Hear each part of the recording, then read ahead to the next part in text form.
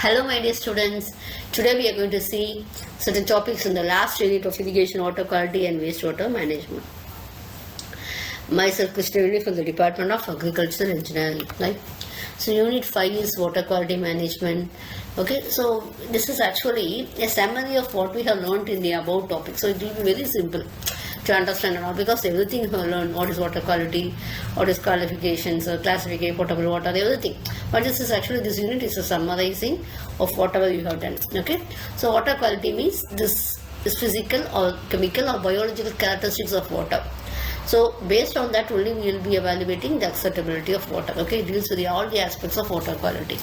So the user will be consisting of intake from one side and it will be flowing from the in-state flow. Okay.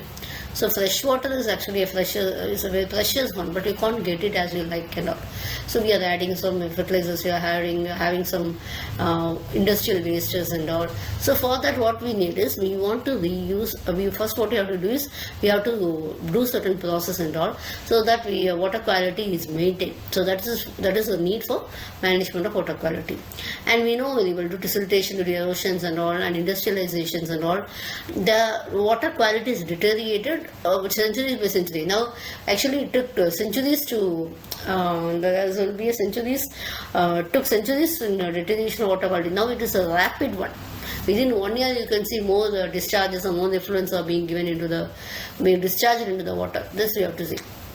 So we should have a collaboration of many water bodies like water supply, public health organizations. We people also should also cooperate. Okay. So what will be the factors? You can say it is weathering of bedrock minerals. It's a natural process, but we need not bother about this, because this occurs due to the breakdown of minerals into smaller fragments, and this occurs naturally. So this has been taking place over a very long period of time, and it will be a very gradual process. Okay, so what happens here is, other one is atmospheric process. What it is actually evapotranspirations. What happens here is, when the soil surface, the water which will be present will be evaporated. Okay, if you take it as a water zone or any other river like this, etc. In arid zones and all, when we do have a low humidity, so considerable amount of water is lost. So this we have to consider. So water bodies with no vegetations on the banks will have high temperature. So what happens normally when the amount is varying, your demand will also be high. Okay, so this disposition of salt by wind and all. So this is actually when you have more domestic users, what happens is the dust will be, everything will be discharged to the ground.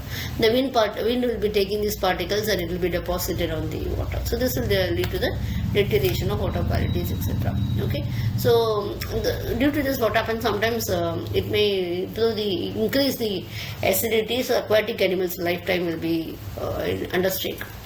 And next one is anthropogenic activities, is over exploitation.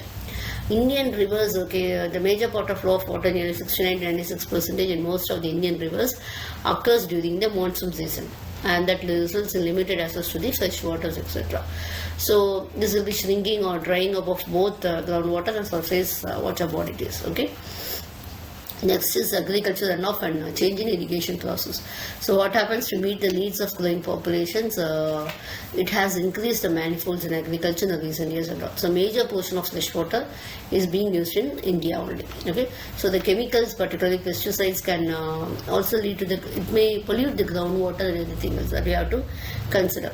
And domestic and animal municipal, this is a major one, because in an overpopulated country like India, China and all, so this will take place normally. So garbage, domestic waste, we will be dumping into water without any other thought. This is very, very bad, and this is actually 80% of water is consumed by household. So we have to take concern that it is not being dumped into the fresh water.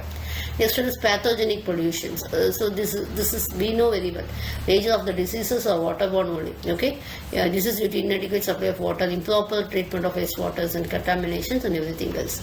So next one is geogenic pollution. certain chemicals like fluoride or arsenic, when it is being added beyond a certain limit, we call it as geogenic pollutions. So for water quality management, we have certain steps and all. So first we have to set a goal, then you have to monitor the water quality, and we have to see in each area the pollutant may vary. So that you have to see to what extent, which factor is contributing to the pollution more, everything else. Okay, so source of inventory you have to see, and water quality information, how much is available, dam level, everything else. Okay, what technology you are going to do based on the what our input is there, what output is there, how much pollution, what we need actually. So that we have to do, and finance we have to prepare the budget and all. So now we have to maintain, after it has been created, we have to maintain. So whatever pollution from industrial and non-point sources, we have to eradicate it, and we have to see whether we have any other options also. Whatever, we have to constantly search for the options. Okay, that we have to do. Water quality management means actually protection, improvement of water resources. Okay, so that includes monitoring, regulation, and also the remedial measures. Thank you.